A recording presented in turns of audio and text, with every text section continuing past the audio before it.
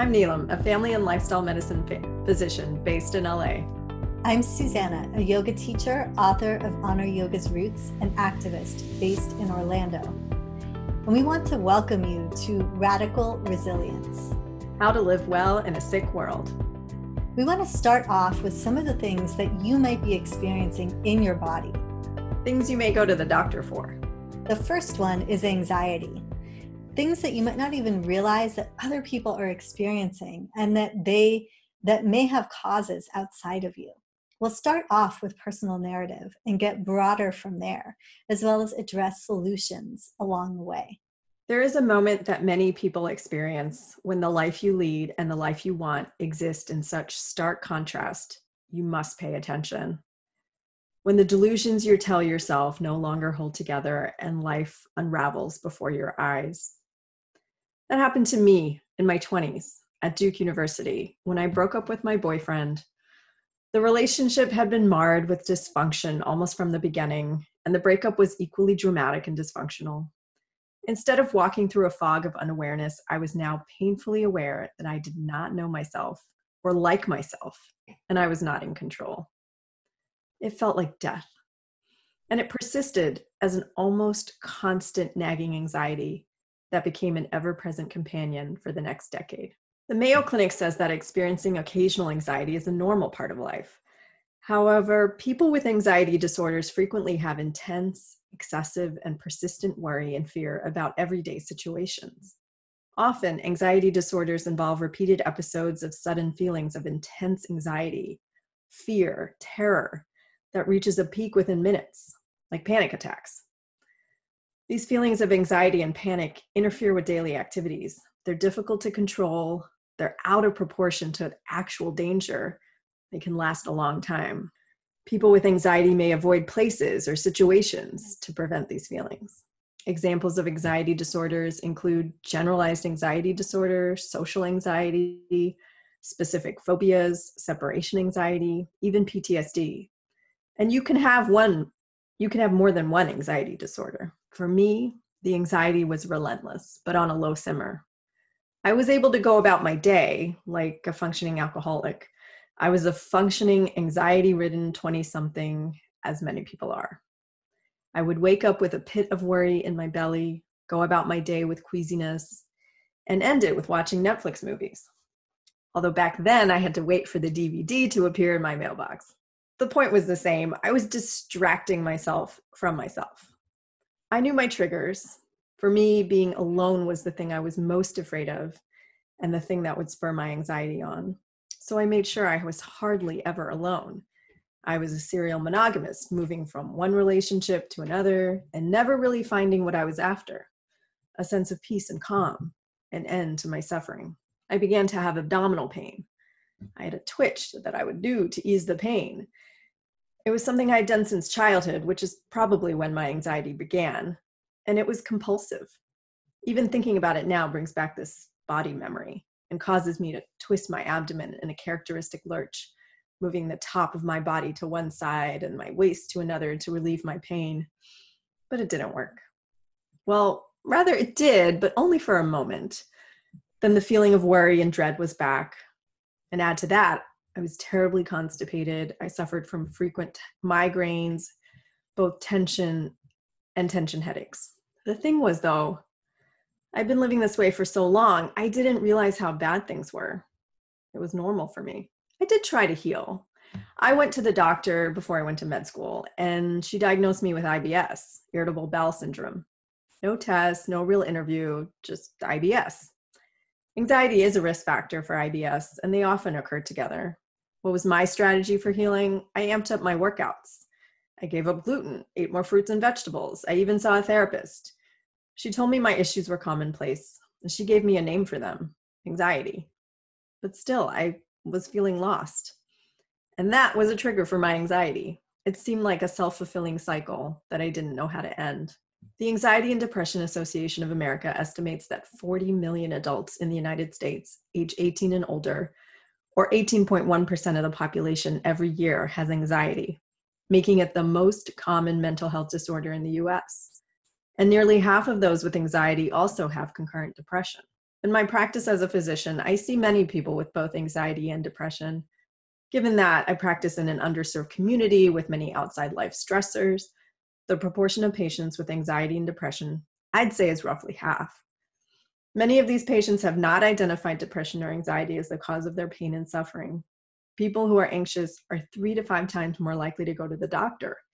And many of these visits on the surface have seemingly little to do with their mental health. We know that anxiety is a full body disease. Anxiety can manifest as dizziness, lightheadedness, palpitations or chest pain, abdominal pain like I had, constipation, even diarrhea, insomnia, shortness of breath, nausea, tingling hands and feet, headaches, tense muscles. And that can lead to back pain or neck pain or any other musculoskeletal pain. We also know that anxiety and chronic stress can lead to increased inflammation in the body. And this is a risk factor for a whole host of disorders, including autoimmune disorders, cardiovascular disease, cancer, reproductive and endocrine disorders. The thing is, anxiety is common and treatable, yet only a third of people with anxiety seek treatment from a trained specialist, which means many of us just suffer with a myriad of symptoms that we either ignore or treat as they come, symptomatically. Many of us never get to the root cause of our pain.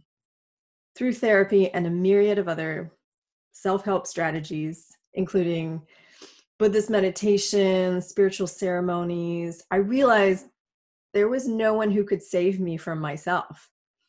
I had to find the courage to encounter and ultimately accept myself, anxiety and all. For me, finding mindfulness meditation was a balm to my soul. For the first time, I had the strength to look anxiety in the eye without flinching or moving to fix or fade. I could just be with my emotions, just showing up to what was present without judgment or fear. Anxiety is a funny thing. Its voice is loud and powerful, but listening to what it says only increases it. My anxiety would tell me to make plans constantly, so I did. And I was always with somebody, never alone, constantly busy, but it didn't help. Now I was anxious and tired, and I would wake up and do it all over again. But you also can't just ignore anxiety. Like a whiny child, it just gets louder. The only way to face anxiety is to do just that. Face it squarely, head on. In meditation, there is a technique of becoming both an observer and the object of your thoughts. Clearly, it's you that's doing the thinking, but you can also witness this thinking. It's like having two minds. This observer mind allows you to pause before reacting to your otherwise mind chatter. The thinking mind often does not slow down, but goes from one thought to another, similar to a monkey jumping from branch to branch. We call this monkey mind chatter. The thinking mind is exhausting. This monkey mind chatter, it tires you out, and this is where anxiety lives and breathes. The observer mind, however, is able to do a meta-analysis, see the bigger picture.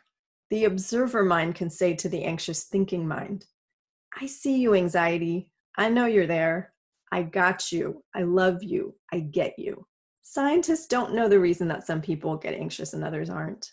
Like all mental illness, anxiety is caused by a combination of genetics and environment. Our past trauma, childhood stress, and even the trauma from our ancestors can influence our mental makeup. It's important to remember that our anxiety, our jumping, worried, controlled, panicked, anxious mind exists to protect us. At some point in our lives, this anxiety served us.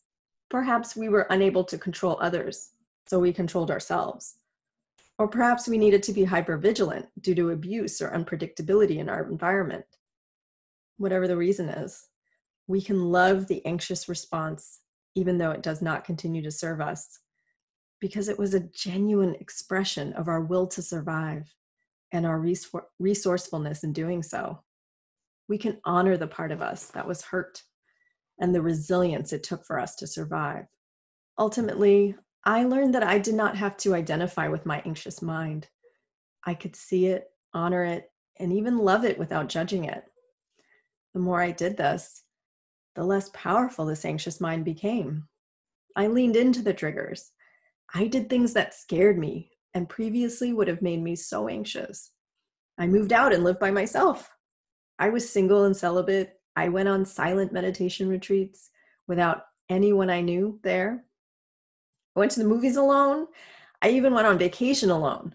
I tried things I was bad at, like karaoke and bowling. I made a fool out of myself in front of people. I got a pet snake. I danced on stage. I had hard conversations with my parents and the people I loved in my life. I went to medical school after being out of school for nearly a decade. I even moved to a different city to do it. I still struggle with anxiety. It's a part of me and something I will always live with, but it's no longer in control of me, nor is it something I'm ashamed of or trying to fight. It just is. I can name it when it comes up, and I know when it will come, like before a trip, for instance, or public speaking, or if I'm alone too long, or when conflict arises. I'm prepared for these moments.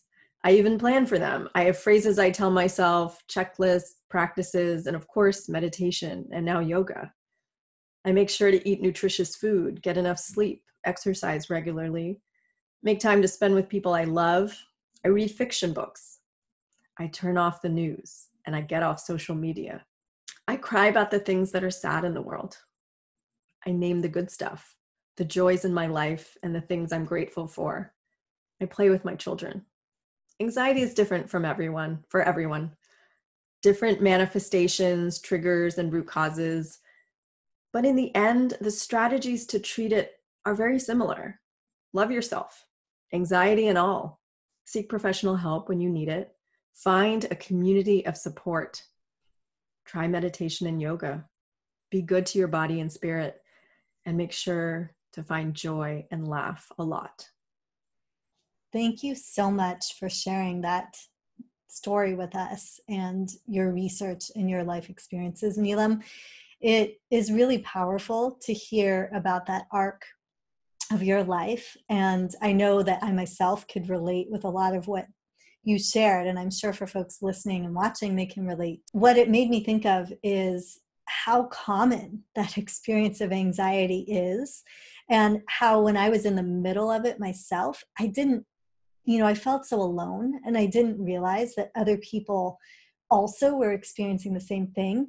And I think this is key that you brought out so beautifully. I didn't understand that some of the anxiety I had was systemic in nature, meaning for me, as being a brown woman living in a world that preferences not my body, not my experiences, being an immigrant, there were already things stacked against me that, even though my natural predisposition was to feel anxious, made it even more of an anxiety-producing young adulthood and early life. And so I'm just so grateful to you for sharing the arc of your experience. And I'm actually really curious, as we get into dialogue here, I have so many questions as we bring this analysis of anxiety into a broader perspective and look at what's going on inside our own bodies and in our culture. And so I'm curious if you can share, as a doctor, what are the greatest lessons for you in looking at anxiety on a systemic level that you've seen? And I know you did some research in public health and also worked with nonprofits around activism and social justice for many, many years in the Bay Area. And so you've had an opportunity from a clinical perspective, from an activist and community organizer perspective, to have a wide view on this issue. So what have you seen? This is a great question. And I thank you for sharing that experience of you and, as a brown girl. Obviously, that has everything to do with how safe you feel. And for what I see as a doctor, what I know as an activist and community organizer, and as a public health professional, it's like things are set up so that it is very hard to take care of yourself. And that goes for everybody. We live in a system where everything is commodified. This late stage of capitalism has taught us that everything can be bought and sold. And so we sort of value ourselves less when that is true. We're also in less relationship with the earth and with each other when that is true. It's like, I bought this, this is now mine. Mm. I do think that it means that we have less of a sense of connection with one another and connection with ourselves, that we feel less safe in the world. And that translates in our bodies. It also, I know, means that some people have access to things and other people don't. Like, we have to talk about that. My patients who live in South LA, they can't go outside and see beautiful trees. They can't go outside and feel safe taking a walk. What does that do to the anxious mind? Mm. There was a study that showed that even looking at a picture of a tree can decrease your sympathetic nervous system. So this is the nervous system that's like the fight or flight response. This is that adrenaline pumping system. This is a system where you're living when you're anxious. Something is about to happen. I don't know what it is, but I feel unsafe. That reduces just by looking at a picture of a tree. That's unbelievable. And you can think about like the concrete jungles we've created in our urban environments where people don't have access to trees. They don't have access to green spaces. They don't have access to the earth, something that's truly calming. It becomes a no-brainer to think about why we're just living in a state of constant anxiety and fear. It's like we've kind of set it up that way, and it's really a sad thing to see how it plays out in our bodies. And that's what I deal with every day. Yes. And, it makes me think, Neelam, as you know, I studied Ayurveda this was part of how I dealt with my anxiety, actually, was because my anxiety was in part connected to being of mixed cultural roots and living as an immigrant in the United States. I realized I had a lot of self-hate, a lot of internalized oppression, meaning the lack of preference that our society has for people of color, I had internalized. So I believed I was wrong, I was bad, I was ugly, all of those things.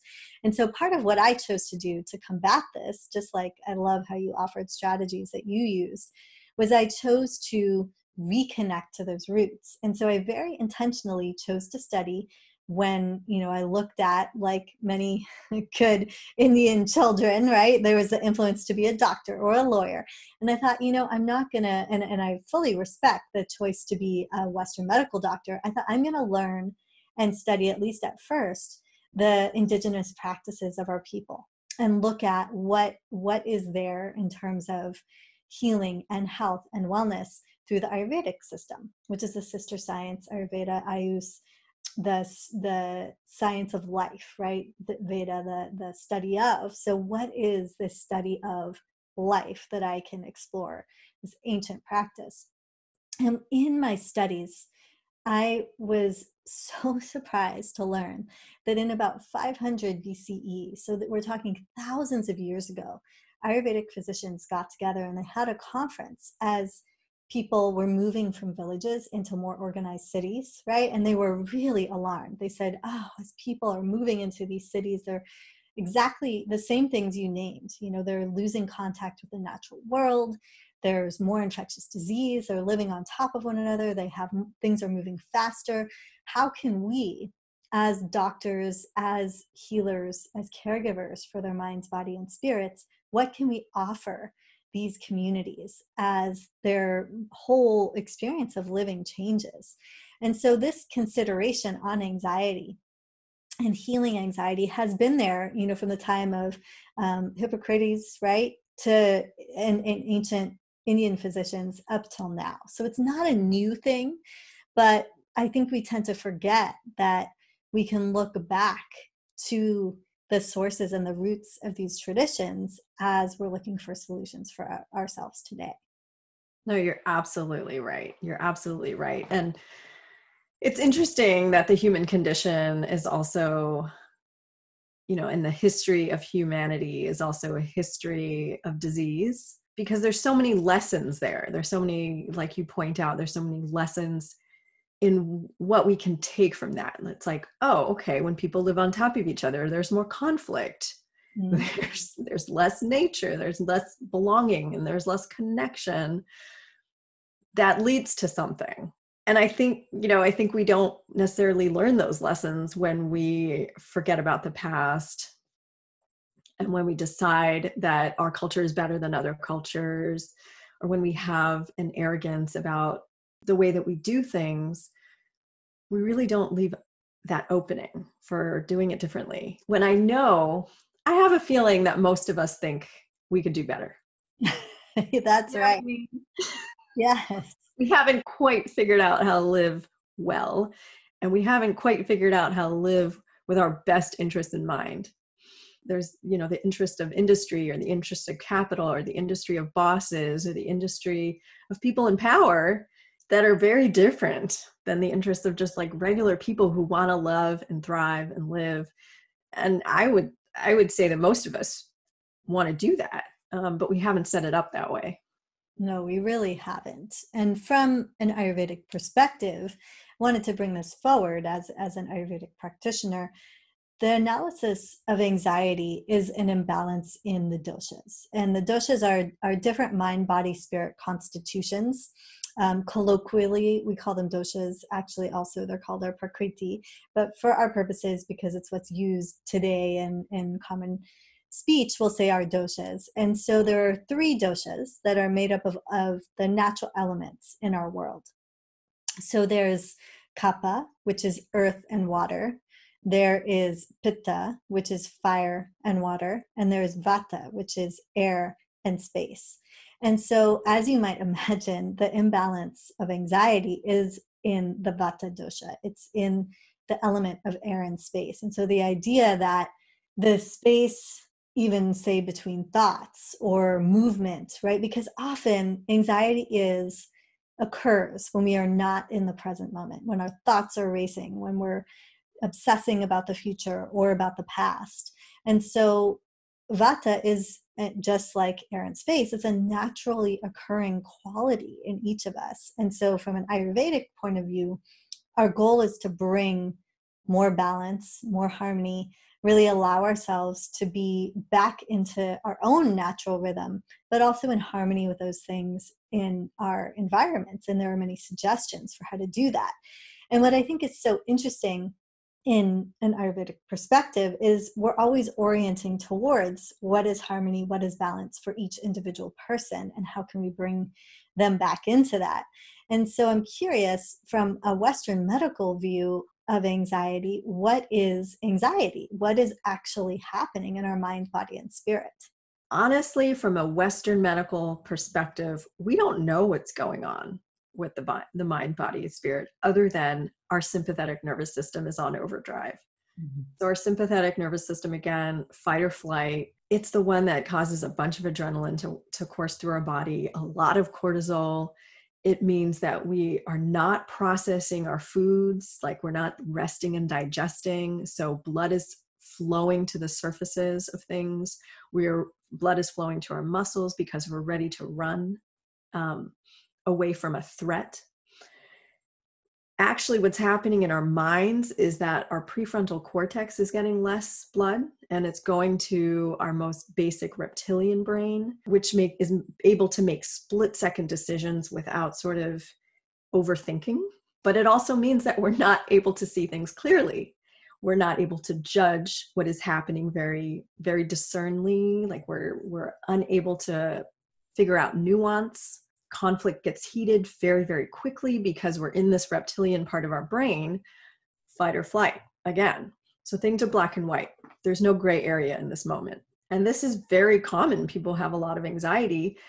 It's very difficult to make good decisions. People with a lot of anxiety are more prone to making bad nutrition decisions, for instance, getting into more conflict with people, being more paranoid about what other people are doing because they can't see that big picture. They're in it in the moment. And it's not in the moment in a way that you and I are talking about being present. It's in a moment when there's danger and there's threat.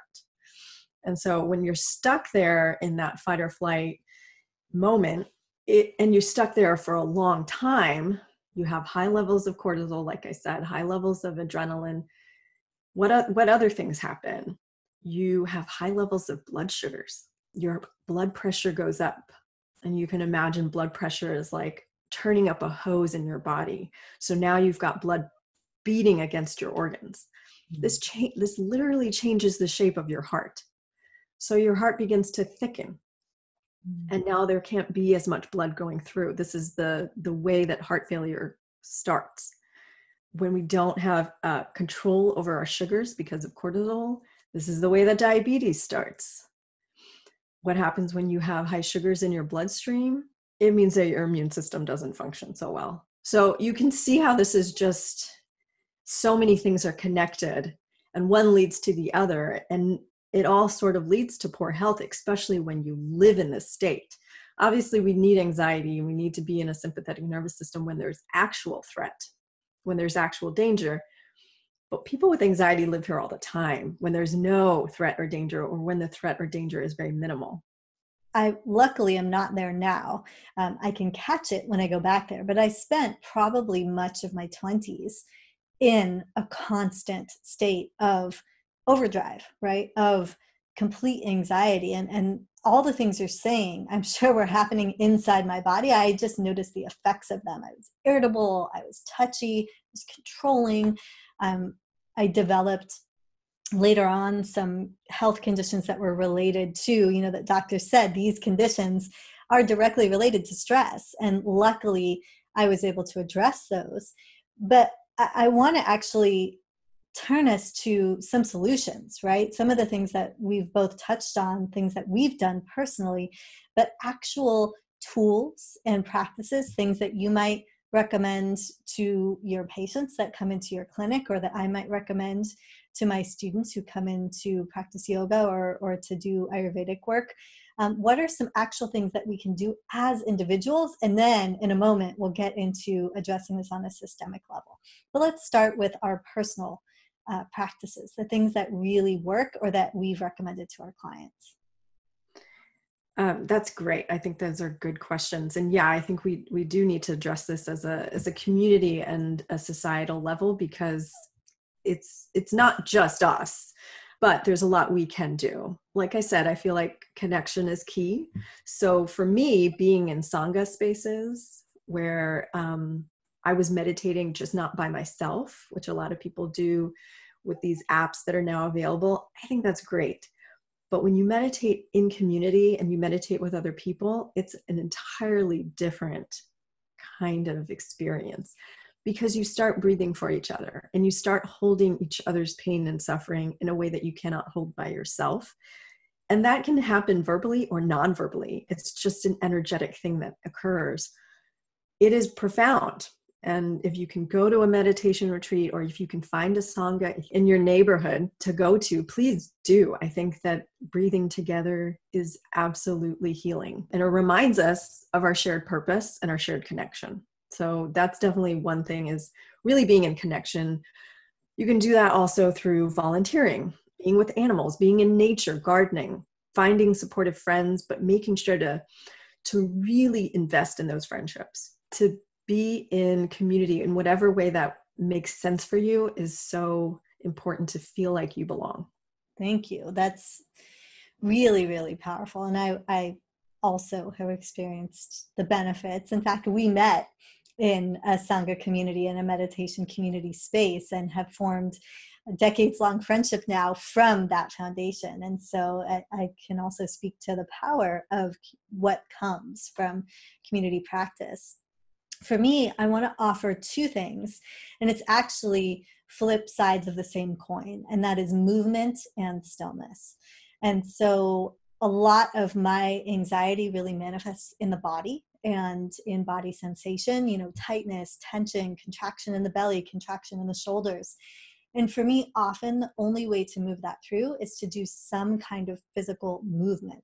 So whether that's dancing or shaking, like literally just, I'm right now shaking my arms, shaking my legs, like wherever you are listening, you can do this, just bouncing, shaking, having a dance party in my living room. Doesn't matter who, sees me, or closing the blinds, no one can see. Running, right? Some form of movement that feels good in your body. It's not going to look the same for each of us. Might look like going to a yoga class or doing yoga on your, on the internet, taking a class online. It may look like taking a walk in your neighborhood or somewhere that you can just get moving. And I know you can probably speak to the medical benefits of raising our heart rate. So for me, it's movement and movement over a sustained amount of time. I try to do some kind of cardiovascular stimulating movement for about 20, 25 minutes every day, or at least a couple times a week. And sometimes, when my day is just so busy that I can't do that, I will literally just shake or just move. And that alone, if I feel a surge of stress or anxiety, it moves it through. Animals who perceive threat and danger, what do? They run, they move. And kids do it too. If you look at babies and kids who can walk and run, if they are under stress, they want to move. I think it's a natural part of who we are as humans to want to move and to shake and get rid of that stress in our bodies. Because like I said, all that blood went to the muscles. It all went to the muscles because we were supposed to move and move. And if we don't move, where does it go? Like all that energy stays in our body. And that's when we can develop disease and other things. So yes, absolutely.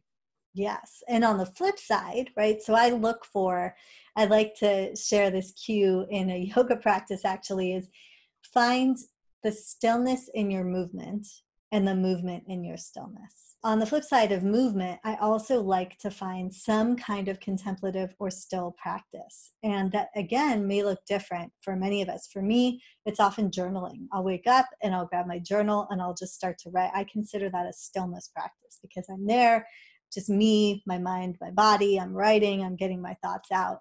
I might sometimes light a candle and just gaze at the candle. In yogic practice, we call that tratak, or candle gazing. It's a really good way to just come into the present moment. I may focus on sounds around me, noticing the farthest away sound or the sounds closest. I may meditate on my breath. And one thing I personally have noticed is even tension I especially carry tension in my shoulders and neck that I cannot get out through yoga, through stretching. If I sit in just 5 or 8 minutes of meditation, the tension that's there, it melts away in that practice. And so I really encourage for folks who are listening, if you haven't tried a meditation practice, you want to be comfortable, right? So you don't have to sit on the floor, you don't have to sit cross-legged and do, the thing that where, your body is like stiff and straight. You can sit in a chair, you can lie down, you can meditate while you're walking. There's no rules to this. You want to feel comfortable and be able to bring your awareness to whatever your point of focus is, whether it's your breath or your steps. Or the last thing I'll share as one of my huge keys for moving through my own anxiety is a practice of love and of sharing just a feeling of well-wishing for myself or for others. And so sometimes if I'm feeling anxiety, I'll just place a hand on my heart and maybe there's been an argument at the table next to me, and I'll just, in my mind, think, I'm wishing you well. I'm wishing you well. And I'll send that compassion out there to others. And that really helps me shift from a kind of internal triggered state to a more calm and centered state. I often tell people to make a list of things they're grateful for. When they're really in it and they're journaling, I think it can be really easy to just stay in it sometimes. So if you end with a gratitude or a list of things that you're grateful for, you can shift that energy a little bit, making it about something bigger than yourself. Or if you believe in a higher power, if you believe in God or Jesus or ancestors or universe or the earth, you can write in your journal to that entity and then be silent and still, and then just write what you think that entity might say back to you. Is it made up? Is it from that entity? I don't know. Does it heal you? Yes. Can it be very powerful? Yes.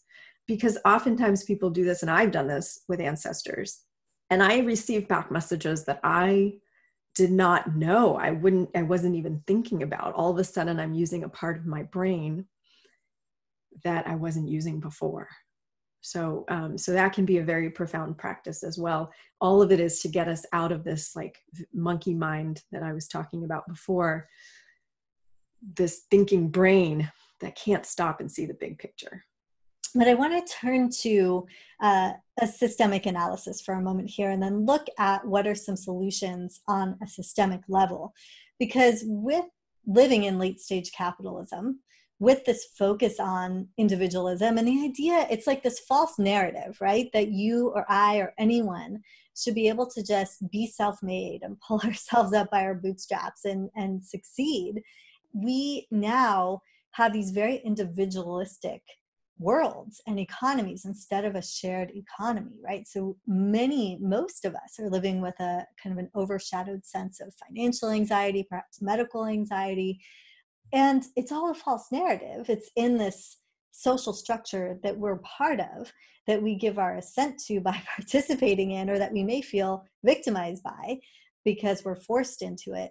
It's unsustainable, and we see signs of that all over the place with climate change and pandemics that occur, people who feel a lack of meaning or lack of purpose. When we look at these kind of bigger systemic issues that give rise to other social problems like xenophobia, like racism, like patriarchy, any kind of hatred or prejudice or discrimination against people who are not the quote unquote norm, when we look at that, it's like, how can we address the very natural anxiety that we might have from living under these social pressures and social conditions that actually are not set up for our individual well-being? Such a good question. And like the question of the day, I think, especially with climate anxiety. I mean, so many of us we just don't know the future seems so uncertain. And then we're just piled with a massive amount of debt. I think about it as like, we're all trying in our little houses to have an entire economy that is just for us. Like, we're all just cooking for ourselves and then cleaning for ourselves. And then all of these things that used to be done by a tribe, it's just two adults doing it. It's a setup for failure. Yeah, and sometimes just one, right? Raising an entire family or are on their own. Exactly. And if you're lucky enough, you have help from like grandparents or other people. But yeah, sometimes it's just one person having to do everything that a tribe used to do. So I want to really underscore here, actually, it's like let's normalize anxiety for a moment. It's like to some extent, what we're actually saying is anxiety under these conditions is actually a healthy reaction to an unhealthy social and systemic situation that we're all in. So I just want to say that, so anyone listening who's like, I was trying to listen to this to get relief, but you're making me feel worse, right? Is like, no, we're really trying to say, like, you're not alone, and your experience is actually a healthy reaction to a situation that we're all in, that we're all dealing with and trying to find some kind of solace towards. Absolutely. It's like normalizing the situation, but also calling it out for what it is, an impossible task. The way that we live in this late stage capitalism in the US is impossible. It's an impossible task to meet. It's an impossible burden, and it shouldn't be how it is. I was recently reading a book called Braiding Sweetgrass by Kimmerer, who talks about going to a farmer's market. And if you can just imagine with me, as she asked us to imagine, what if everyone just gave you everything that you needed at the farmer's market without asking for anything?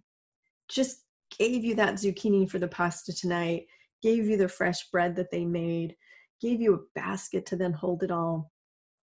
Like, this is what a gift economy looks like, right? But what would you think, and how would you feel if people were just giving those things to you? You would feel a sense of responsibility to that person. Maybe you would make something for them to give back. Whatever that feeling is, it's a feeling of connection and shared responsibility, that your joy, your happiness, your success in life is also my joy, my happiness, my success in life. This is really different than the way that we operate right now, which is like mine, mine, mine, mine, mine, mine, mine. And we care about each other. It's not that we don't care about each other, but we don't have the systems in place to show it all the time, or to really take responsibility for our neighbors. I'm guilty of this. We're all guilty of this. I'm not trying to say that we're awful people, but there are things we can do to practice more of a gift economy, especially with people we love and with the earth, and really being in more concert about giving and taking. So what are some of these things? Let's get concrete with our recommendations. And some of this is, a work in progress as we're all imagining this different future together of what it might look like to change the systems that we are a part of. Because after all, systems are just made of individuals. And as individuals, we're all trying to do better, taking care of our own anxiety, our own concerns, but also what does this look like on a systemic level? So let's make that really concrete. One thing that I think about a lot is, how am I participating in capitalism, and what ways can I opt out that makes sense for me? But then it's not just opting out. What ways can I then participate in a way that feels better? Is it, making things for other people instead of buying things for holidays or birthdays, for instance? Is it growing my own vegetables and then using that to make things for people? Is it, how am I participating in connection with the earth and my community in a way that's productive, in a way that inspires other people to then think about their own use of material objects and their own connection to the earth and each other? From a yogic perspective, which is something I try to live, as a householder, I'm not a monk, a nun, a sannyasi, a renunciate. I am a parent with a child living in a city, in the United States. I try to live though as those early yogic practitioners and renunciates would have lived. And by that I mean implementing some of the values that they held. And one of the primary ones is ahimsa, not himsa, harm, so non-harming. So putting a practice of non-harm into as many aspects of my life as possible. And the flip side of ahimsa, of not harming, is of course caring, right? And offering kindness to every being, to the community, to specific people that I meet, moment by moment by moment. And so for me, a big part of what it means to change the systems that I'm a part of is to literally be the change in those systems, to be embodying it. So that's one main one. And then the second one that I want to offer from Ayurveda as well, the sister science to yoga, is that living in harmony with the elements. So just paying a little bit more attention to what's happening in the world. Like when it is winter, eating seasonal winter fruits, right? When it's spring, when it's summer, being more aware of what is actually happening around me, which has personal benefits, but it also has systemic benefits that ripple out. Because if I'm turning off the lights, going to bed earlier, all of those things, they make my life kind of more in harmony with my own natural biorhythms, but they also impact, say, the events that I'm hosting or going out to. So all of that being more in harmony, it's like it benefits me and it benefits others in the community as well.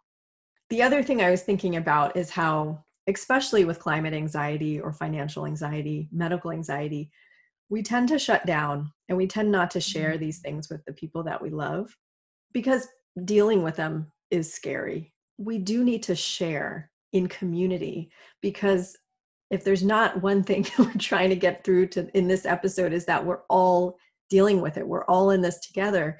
If we can come together collectively and even just have the emotion of fear, sadness, like all the other emotions that are behind the anxiety, if we can do that together, if we can really feel what it means for species to be extinct, for life to be different, for bees to be dying, can we really feel that? Are we really feeling it?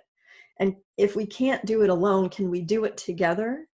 Because when we shut off the feeling, we also shut off the imagination. And when we shut off the imagination, we can't think about something better. We just keep going on the way it is. And I know there's tons of community organizations out there that are trying to imagine a better way of living. get involved with those community organizations, or create something of your own social network to come together and talk about this and really feel what it feels to be living in this time, place, and context. Because something emerges just from having the emotion. Some creativity emerges because it's the same energy. What can we create together? As we bring this conversation and episode on anxiety to a close, what we wish to leave you with is a real clear look at what the issues are in ourselves, in our bodies, in our minds, and also in our social systems, and then also solutions, which you can find more in our show notes. So we'll close with just guiding ourselves to take a few deep breaths together. But before we close, Neelam, is there anything you'd like to share with our listeners? I really want this to be an opening of a conversation and not the end all be all. We definitely don't think we're experts in the field or that we know everything there is to know about anxiety, but I'm really hoping for this to be an opening to a conversation about, what else can we do? How can we live together with more harmony, with more gratitude and more connection?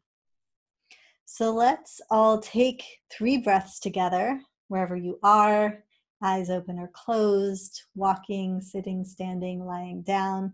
We'll inhale through the nose and exhale through the nose. Inhale once again and exhale.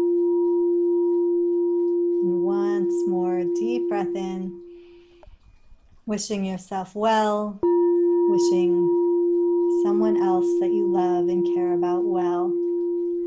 We wish you radical resilience and to live well in a sick and healing world. Thank you.